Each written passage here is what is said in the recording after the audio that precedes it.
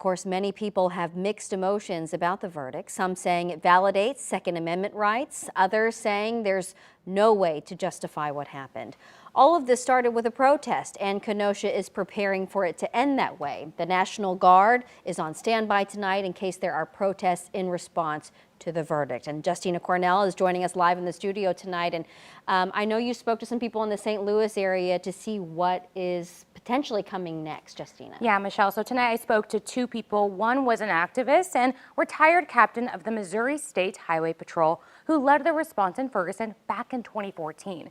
Both say future demonstrations can be impacted if change happens now. Kyle H. Rittenhouse, not guilty. One verdict with many ripple effects. Results from the Kyle Rittenhouse trial could change the way protests look like in the future. Activist Maxi Glamour wants change, doing that through protests all last year. A lot of times when we're out there, we get, people intentionally trying to hit us with their cars, people waving guns at us, people screaming like racial slurs. And it's a really, really dangerous place to be in. But we feel often that we don't have any more options left. Feeling helpless and a final ruling by a jury Friday could add pressure to that. I think that this is going to really create a dichotomy in which people feel as though they need to arm themselves. It's not going to be the police because we're protesting the police, because where do they use their armed forces on? Us. And so it's going to be a lot of people, bringing their own guns. To be ready, retired captain of the Missouri State Highway Patrol, Ron Johnson, believes more needs to be done. He's familiar with what's at hand.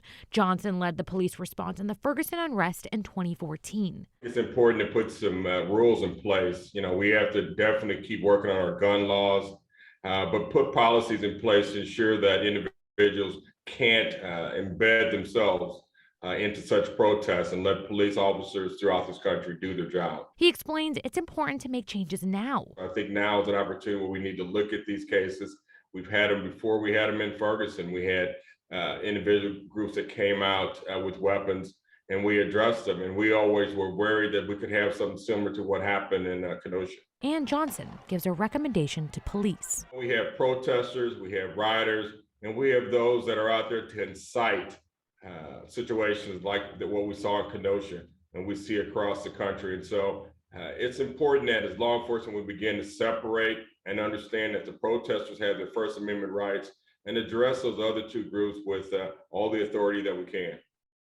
Now, as far as the Kyle Rittenhouse trial, prosecutors cannot appeal the not guilty verdict, essentially meaning once a jury has returned a non-guilty verdict, the case is over. Thanks so much, Justina.